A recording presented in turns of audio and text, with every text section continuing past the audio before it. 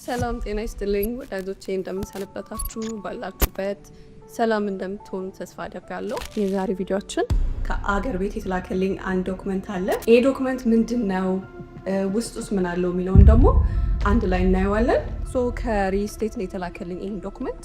ስለ ሪል ስቴቱ አንዳንድ ኢንፎርሜሽን እናንተ ጋር መጋራት ስለፈለኩኝ ነውና ያላወቃችሁ ሰዎች ካላችሁ እንድታውቁ ይረዳችኋል ማለት ነው። ስለዚህ አሁን ወደ ሪል ስቴት ኤጀንቷ ደውላለሁ።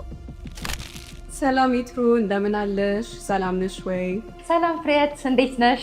በድጋሜ ስለተገናኘን በጣም ደስ ብሎኛል። ውሉ ደርሶኛል። ይኸው እስቲ አሁን ያው ውሉ ስለደረሰኝ እጄ ላይ ያሉትን ሂደቶች ደግሞ አንድ ላይ ምን ይመስላል የሚለውን አንቺ በደንብ ታስረጅኛለሽ ማለት ነውና ይሄኛው እንግዲህ ያው በፈረሙ አይቀርም ባለቤቴ ግን አልነገርኩትም ሰርፕራይዝ ማድረግ ስለፈለኩኝ። እሺ መልካም ደስ ብሎኛል ውሉ ስለደረሰሽ። በአጭር ጊዜ ውስጥ ነው እጅሽ ላይ የገባው። ያንቺን ውል እዚህ ጋር ይዤዋለሁ በሳምፕል ማለት ነው። ስለዚህ ዲቴይል እንዴት እንደምትፈርሚ ልንገርሽ። የመጀመሪያው ከላይ የድርጅቱ ስም አለ። ከስር ደግሞ የእናንተ የገዢ የደንበኛው ሙሉ ስም ይላል። ወይዘሮ ፍሬት የማነና አቶ ኤፍሬም አማረ የሚል አለ። እዛ የውል ቁጥር፣ የአፓርትመንት መለያ፣ ስልክ ቁጥራችሁ አለ። ፔጅ 1 ማለት ነው። ስለዚህ ምን ታደርጊያለሽ? በየፔጁ ከስር ትፈርሚያለሽ። አንቺም ባለቤትሽም አንዳንድ ፊርማ ማለት ነው። ከዛ ቀጣይ ፔጅ ላይም እንደዛው ያንቺም ፊርማ የባለቤትሽም ፊርማ፣ ሶስተኛ ፔጅ ላይም ያንቺም የባለቤትሽም ፊርማ በእያንዳንዱ ገጽ እያደረግሽ ሁሉም ላይ ሜቢ ቪዲዮ ላይ በደንብ ላይ ይታይሽ ይችላል።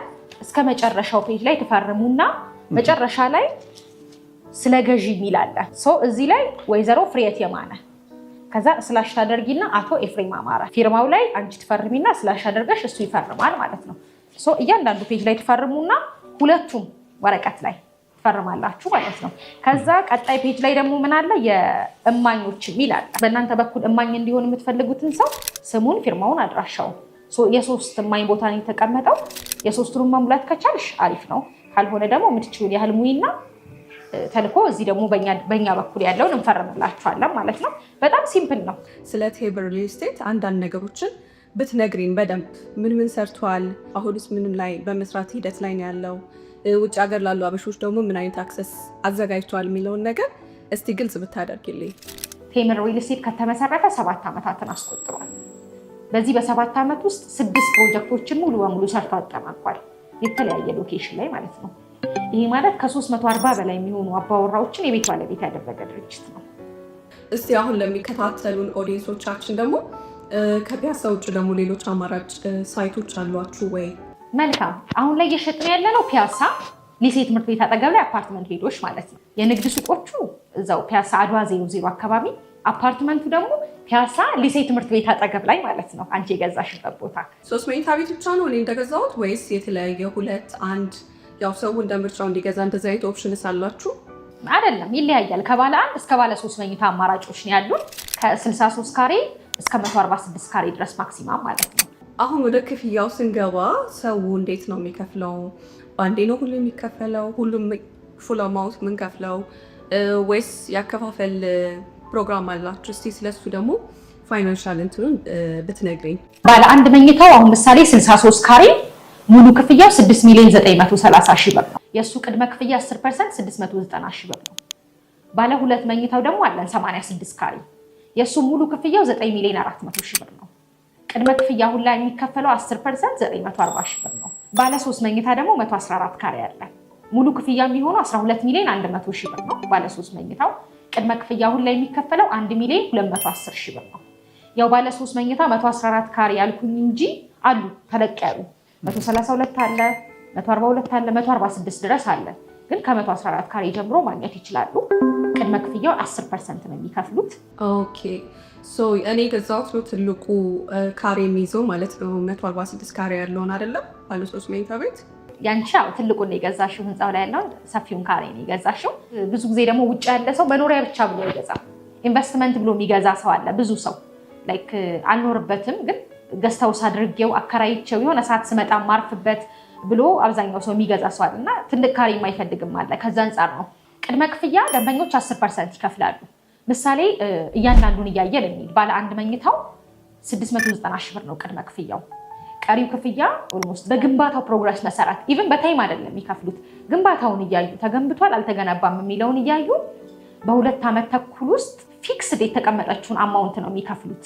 ይሄ ማለት ፍርዬ ያለምንም ዋጋ ጭማሪ ዛሬ በ6,900,000 ብር ሙሉ ክፍያ ከገዛ አንድ ሰው 2 ዓመት ተኩል ጊዜ ውስጥ ያችኑ ፊክስድ አማውንት ነው እየከፈለ የሚሄደው።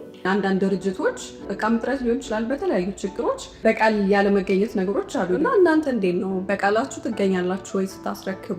ልክ ነሽ። በተለይ ውጭ ሀገር ያሉ ሰዎች ሪል ስቴት ሲባል ጥሩ ኢሜጅ የላቸውም።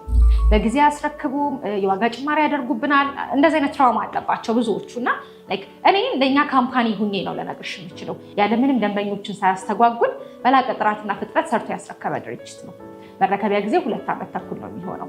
10% ከፍለው ቀሪውን 5% እያደረጉ ተበታትነው ደንበኞች በ18 ዙር ክፍያ በ2 ዓመት ተኩል ጊዜ ውስጥ ይከፍላሉ። በ2 ዓመት ተኩል ቤታቸውን ይረከባሉ ማለት ነው። አሁን ደግሞ ያው እኔ የመረጥኩት ሎኬሽን ፒያሳ ቸርቸር ጎዳና አካባቢ ነው። እሱን ደግሞ የመረጥኩበት ምክንያት ያው ባለቤቴ እዛ አካባቢ የራሱ የሆነ ትውስት ያለበት እና እሱም ስለሚወደው ነው እሱን እኔ የመረጥኩት። እና እስቲ ውጭ ሀገር ላለን ሰዎች አስረጅን፣ አሁን ያለችው ፒያሳ ሎኬሽኑ ምቹ ነው ወይ? አሁን ላይ የድሮዋ ፒያሳ የለችም። የኮሊደር ልማት ዋና መነሻ ስለሆነ ፒያሳ ሙሉ በሙሉ ፈርሳ እንደ አዲስ በድጋሚ ነው የተሰራችው እና ዱባይ መስላለች አሁን ላይ። ስፔሻሊ በማታ ቢያዩት ቸርችል ጎዳና የምንለው አሁን የኛ ሳይት ያለበት ቦታ ማለት ነው። እሱ ደግሞ በቃ በጣም የሚያምር በጣም ውብ ሆኗል። ለመኖሪያ ምን ያህል ምቹ ነው የሚለውን ብናየው ዙሪያው ላይ በጣም ብዙ ኢንፍራስትራክቸሮች ያሉበት ነው።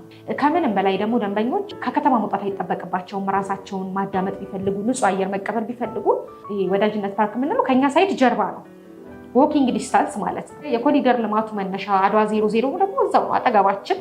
ወክ አድርገሽ ነው የምትሄጂው እና ምንም የሌለው ነገር የለም። ፒያሳ ነው። ትራንስፖርቴሽን ያው የትም ቦታ ተነስቼ ልሂድ ብትይ ክራውድድ የማይሆንበት ሴንተር የሆነ ቦታ ነው። አሁን ከገዛሁት መኖሪያ ቤት በጣም ቅርብ ነው አይደል? ሩቅ አይደለም። ይሄ የንግድ ቦታውንም የገዛሁት ሱቁ አንቺም የገዛሽው ሱቅ ማለት ነው እዛው ፒያሳ ላይ። እሺ፣ በጣም አመሰግናለሁ። አሁን ደግሞ ስለ ኤግዛክት ያለበት ሎኬሽን የት ነው? ሌላ ደግሞ መኖሪያ ቤት ሳይሆን ሱቅ መግዛት የሚፈልግ ሰው ካለ እንዴት ነው መረጃውን በደንብ ብትነግሪኝ ብዬ አሰብኩኝ። ቦታውን ከኮሪደር ልማቱ ጋር አብሮ ተያይዞ የመጣ ነው የሱቁ ቦታ። መንግስት በፊት የነበሩትን የንግድ ሱቆች ኮሪደር ልማቱን ሲጀምር አስነስቷቸው ነው እንደገና ለጨረታ ያወጣው ያንን ቦታ። ያንን ቦታ 4300 ካሬ ተጫርተን አሸንፈን ነው አሁን ግራውንድ ፕላስ 5 የሆነ ስፔሲፊክ ከ5 በላይ መሄድ አንችልም። ሞል ብቻ ነው የምንገነባው። እዛ ላይ 20 ካሬ የንግድ ሱቆች እጅግ በጣም ዘመናዊ ፒያሳን አንድ ደረጃ ከፍ የሚያደርግ ትልቅ ሞል ነው። እዛ ላይ ሆነስ እየገነባን ያለ ነው። ሱቅን ያው ከነገበያው ነው የምንሸጠው ብለሽ ነበረና እንዴት ነው ማለት ለየት ያለ ይመስለኛል። አሁን ሰዎች ያው ብዙ ሰዎች ሱቅ ይገዙና የፈለጉትን ገበያ ራሳቸው ነው ክሬት አድርገው የሚሸጡት፣ ወይም የነበራቸው ቢዝነስ ለማስፋፋት ሊሆን ይችላል። የእናንተ ድርጅት ግን ሱቅ ከነገበያው እንዴት ነው? እስቲ አብራሪልኝ። ሱቁን እኛ እየገነባ ነው አድዋ 00 አካባቢ ኤግዛክት እኛ ሳይት ፊት ለፊት ላይ ፍሮንት ፊት ለፊቱ ላይ የአዲስ አበባ ከተማ መስተዳደር ደግሞ 15000 ካሬ ላይ ያረፈ ተርሚናል እየገነባ ነው። መናኸሪያ ማለት ነው። ኦልሞስት እያለቀ ነው፣ ፊኒሽንግ ላይ ናቸው። እኛ ሱቁን እዛ ጋር እንገነባለን፣ ገበያውን ደግሞ የአዲስ አበባ ከተማ መስተዳደር እዛ ጋር አስቀምጧል ማለት ነው።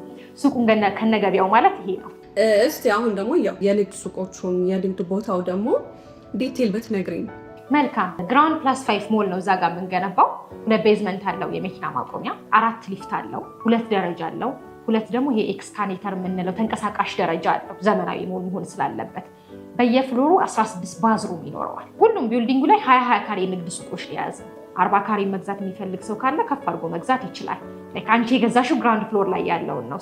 ከግራውንድ ስንጀምር ግራውንድ ላይ 2 ኦፕሽን አስቀምጠንላቸዋል። አንደኛው ዋናው አስፋልቱን ፌስ የሚያደርግ 20 ካሬ ንግድ ሱቅ 10 ሚሊዮን ብር ነው።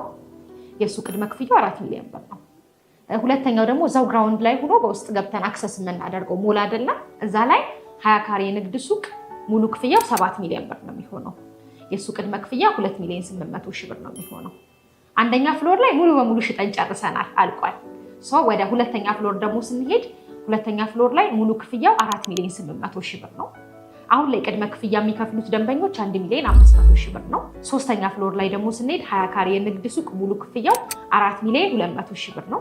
የሱ ቅድመ ክፍያ 1,200,000 ብር ነው። አራተኛ እና አምስተኛ ፍሎር ላይ ደግሞ ሙሉ ክፍያቸው 3,900,000 ብር ነው። አሁን ላይ የሚከፍሉት ደንበኞች ቅድመ ክፍያ 900,000 ብር ነው። ይህንን ቅድመ ክፍያ ከከፈሉ በኋላ እንደ አፓርትመንቱ በተመሳሳይ በኮንስትራክሽን ፕሮግረሱ መሰረት ያለምንም ዋጋ ጭማሪ ፊክስድ የተዋዋላትን ብር በ1 ዓመት ተኩል ጊዜ ውስጥ ከፍለው ያጠናቅቃሉ ማለት ነው። የንግድ ሱቁ መረከቢያ ጊዜው 1 ዓመት ከ6 ወር ነው። የአፓርትመንቱ 2 ዓመት ከ6 ወር፣ የንግድ ሱቁ 1 ዓመት ከ6 ወር።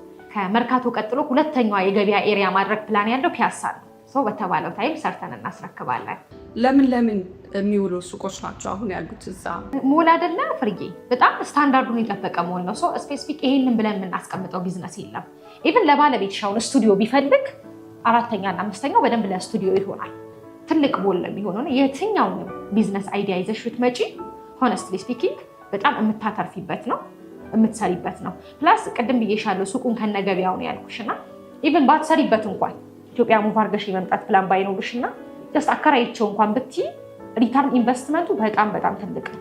ይህን የሚመለከቱ ቤት መግዛት የሚፈልጉ ሱቅ መግዛት የሚፈልጉ ብዙ ሊኖሩ ይችላሉ። ግን አገር ቤት ባለመሄዳቸው ብቻ እንቅፋት የሆናቸው ሰዎች አሉና ቴምር ሪል ስቴት ደግሞ ይሄኛውን ሲስተም ክሬት ማድረጋችሁ በጣም ቀላል ነው። ለብዙ ሰው ተደራሽ ነው የሚሆነው። ሌላ ወጪ ማውጣት አይጠበቅብኝም ይሄኛውን ነገር ለመፈጸም እና እስቲ ይሄኛውን ያላችሁን አማራጭ እንዴት ነው? መልካም ያው ቤት የሚፈልግ ሰው በጣም ቻሌንጅ የሚያደርገው ትልቁ ነገር ኢትዮጵያ ሳልመጣ እንዴት ነው ቤት የምገዛው የሚለውን ኬሽን ማርክ። አንደኛ በጣም ትረስት ኢሹ አለባቸው።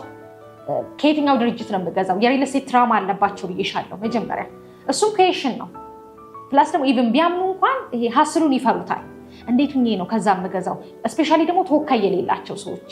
ሰው እኛ ይሄንን ፕሮዳክት ስንገነባ ፍርዬ የግድ ኢትዮጵያ ውስጥ ላለ ሰው ብቻ አይደለም፣ ውጭ ላለ ሰው ጭምር ከተማ ላይ ቤት እንዲኖራቸው የንግድ ሱቅ እንዲኖራቸው ብለን አስበን ስለሆነ ውሉንም ከዛ አንጻር ነው የሰራ ነው ማለት ነው። ሰው 2 አይነት የግዢ መንገድ አለ። አገር ውስጥ ያለ ሰው ቀጥታ ኦፊሳችን በመምጣት ሳይቱን በመጎብኘት መረጃውን በመውሰድ ዲሉን መፈጸም ይችላል። ነገር ግን ልክ እንዳንቺ አገር ውስጥ የሌሉ ከሀገር ውጭ ላሉ ደንበኞች 2 መንገድ አዘጋጅተናል። አንደኛው በተወካዮቻቸው በኩል ተወካዮቻቸው እኛ ጋር በመምጣት መረጃ በመውሰድ መግዛት ይችላሉ። ሌላኛው ደግሞ ምንም አይነት ተወካይ የሌለው ሰው ይኖራል። እዛው ባለበት ሙሉ ኢንፎርሜሽን ፕሮቫይድ እናደርገዋለን። ሙሉ መረጃ የድርጅቱን ሌጋሊቲ የትኛውን የሚፈልገውን ዶክመንት አታች እናደርግለታለን።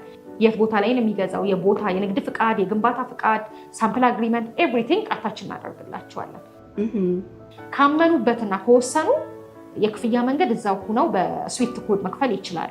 ሜቢ ደግሞ የራሳቸውን መንገድ ካለ ሌላ የክፍያ መንገድ ካለ ልክ እንዳንቺ በዴቼል እንልክላቸውና መልሰው ፈርመው ወደኛ ይልካሉ ማለት ነው። እኛ ማህተም መተን ኦሪጂናል ደረሰኝ ቆርጠን ትክክለኛውን ኦሪጂናሉን ውላቸውን ደግሞ በድጋሚ እንልክላቸዋለን ማለት ነው። ኢዝሊ በዴቼል መጨረስ እንችላለን። እስቲ አሁን ለሚከታተሉን ኦዲየንሶቻችን ደግሞ ከፒያሳ ውጭ ደግሞ ሌሎች አማራጭ ሳይቶች አሏችሁ ወይ? አለን። ሜቢ እንደ አማራጭ የሚፈልጉ ከሆነ ወደ አያት ኤሪያም አለን አፓርትመንቶች። ሳር ቤት ላይም የተወሰነ አፓርትመንቶች አሉ። ሞሮፍ ግን ፒያሳው ነው፣ በቃ የተሻለውን ፒያሳው ነው። እንግዲህ በጣም ደስ ብሎኛል።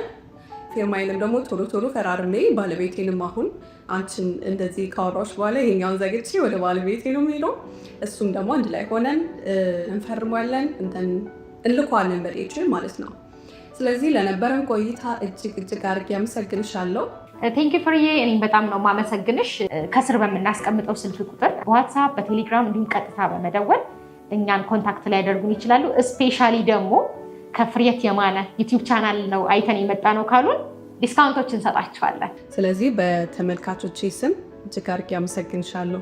ቴንኪ ስለነበረን ቆይታ። እሺ ወዳጆቼ፣ በጣም ደስ የሚል ማብራሪያን የሰጠችን እኔ ራሱ በጣም ብዙ ከነበረኝ ሞር ግንዛቤ ይሻለው። ዶክመንቱም በቃ በጣም ጥሩ በሆነ በጣም በአጭር ቀን ነው እጄ ላይ ደረሰው ውሉ ማለት ነው እና አሁን ውሉን ፈርመን እንልከዋለን።